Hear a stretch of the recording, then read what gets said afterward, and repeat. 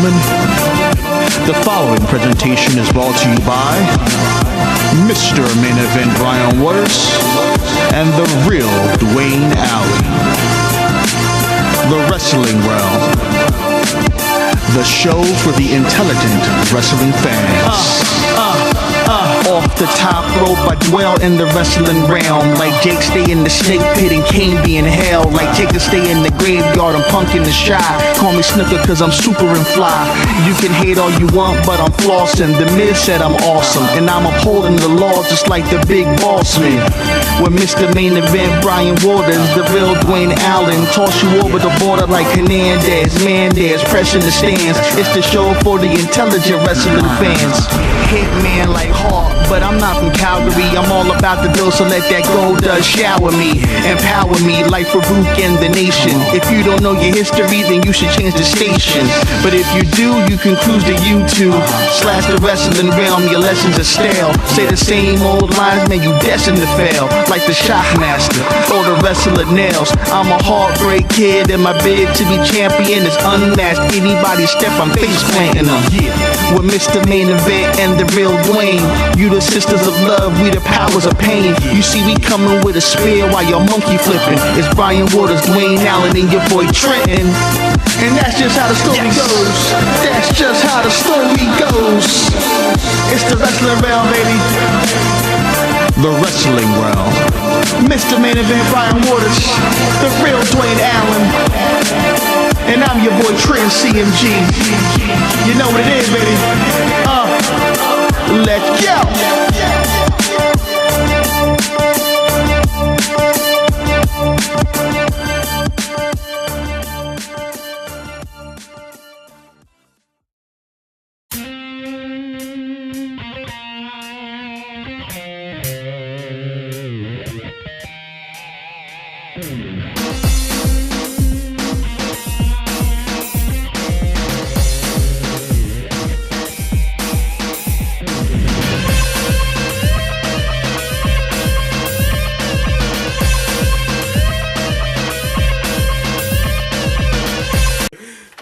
Some TNA.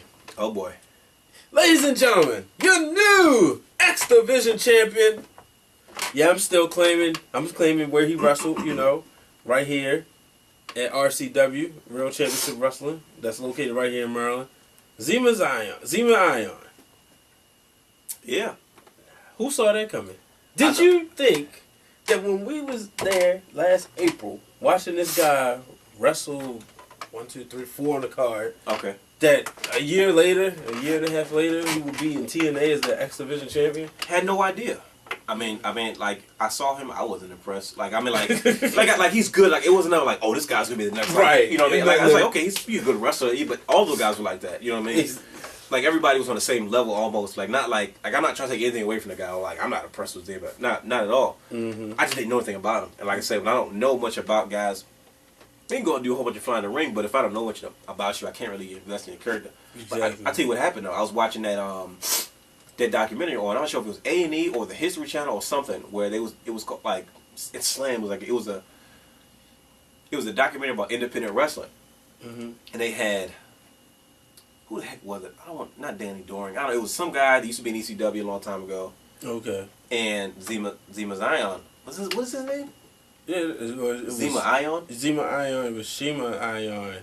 It's something they just changed the difference. Okay. They probably the way he spelled it. Yeah. So yeah, and they both were on there, and they chronicled their lives and talking about I don't remember who that guy was, but he used to hang with Luke Gallows a lot. He used to draw back in the day. I can't even. But he was with the Deputy Developmental for a little bit, and he had a bright future, and something had happened to him, and he was trying to get back in the business. But him and Xema Ion, they followed their careers, and they both tried out for Ring of Honor. Okay. And, he had this whole, this gimmick, he would spray his hair, he's like this model and stuff like that. Mm-hmm. And Jim Cornette actually liked it.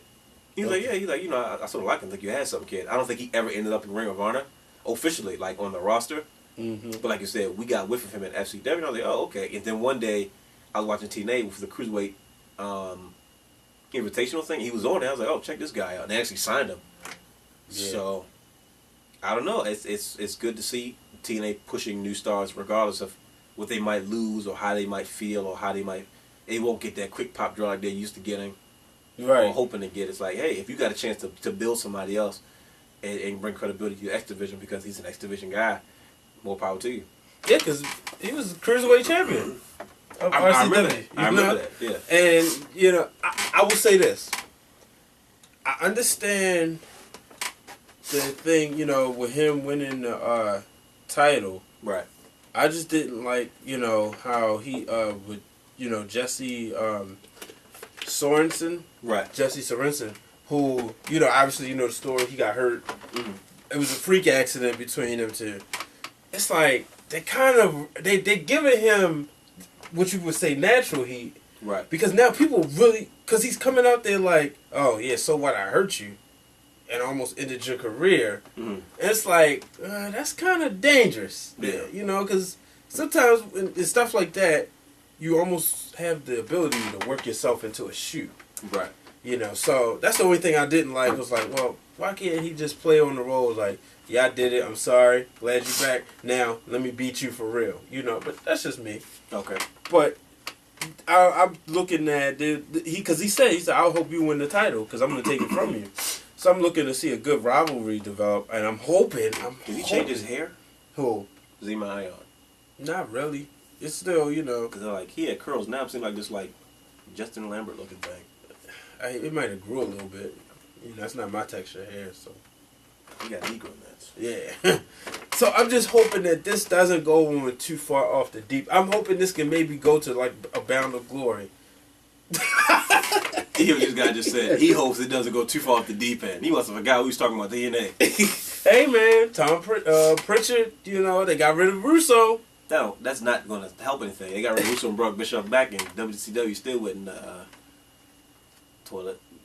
We'll see. That's what they got rid of Russo. That's not going to solve your problems. You know, then you look at what else? Austin Aries.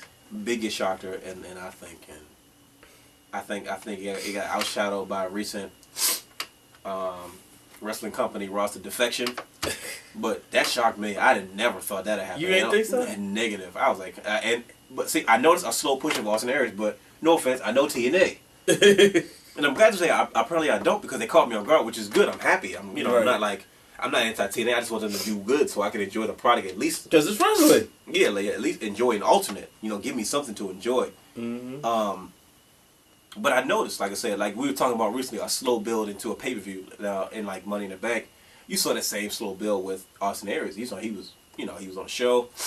This is the most he's ever been used by TNA because I remember back in the day, you know, no offense, all those guys looked like to me. They just him, Roderick Strong, Alex Shelley, those guys just in so many matches together. They looked just, but for him to come back and be like the only real guy to make that, to bring the X Division up, Mm-hmm. and to win, I think it's the right move for TNA because you're creating new stars. Well, they say Hogan is big on him.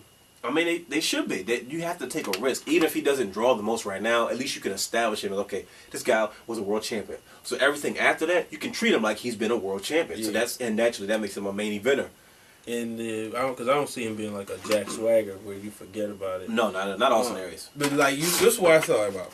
I said it made too much sense it made a lot of sense to put the title on him. Right. Why? Because you tell him he got 3 options. Mm-hmm. Every week you wanted that you slowly took the time. You didn't let him give us a decision. So next week you wanted, all right, first you give him 2 options. What is he gonna do? And then he says, yeah, but I want to go down as one of the best X Division people. Right. You know, I want to be starting at something. So every year they get the cash this in. Do I see Xema Ion coming in next year? No. Maybe he'll, with a little bit more build up. Maybe Right. so. I don't see him hold the title for a year. That wouldn't make sense. Right. I mean, I'm not saying it wouldn't make sense. It could, but it's just not something that we're going to see happen. If that means we might as well just say, yeah, it's going to happen because TNA is known for that. But, looking at it, I was like, okay. Austin Aries, that he kept on telling Bobby Roode, you're beating people with beer bottles. I don't think I'm like you, I don't think this was the original plan, but I think they said, let's go with something here. I think, it was more of things as we're going to keep the belt on Roode until something catches us. Mm-hmm. 7 months, a long time. Then Roode, finally he said, I'm going to beat you with the Brain Buster. He went out there and I'm watching the match. And for the first time that I can remember, I was emotionally attached to a TNA Impact Wrestling match.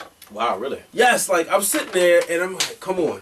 come on, oh, come on. And then I seen him grab the belt. I said, oh, Rude's going to do it again. Boom. Right. My bad. I was emotionally attached when Rude didn't beat Kurt Angle. So I was pissed. But then I was like, oh, come on, let's go. 1, 2, kicks out. All right, he kicked out. Next thing you know, he hits the brain buster. I was like, he got him. And I jumped up. I started running around the room. Wow. That's the type of moments, you know. That's pretty emotionally attached to a match. Yeah. So, I like to see a long time run. Everybody said, well, we got to have James Storm and Bobby Roode. No offense. No, we don't. We've seen it before. We don't have to see it again, you know. Yeah, it's something you can always go back to if you need it, but you don't exactly. really. Not something you need to do. Exactly. Now,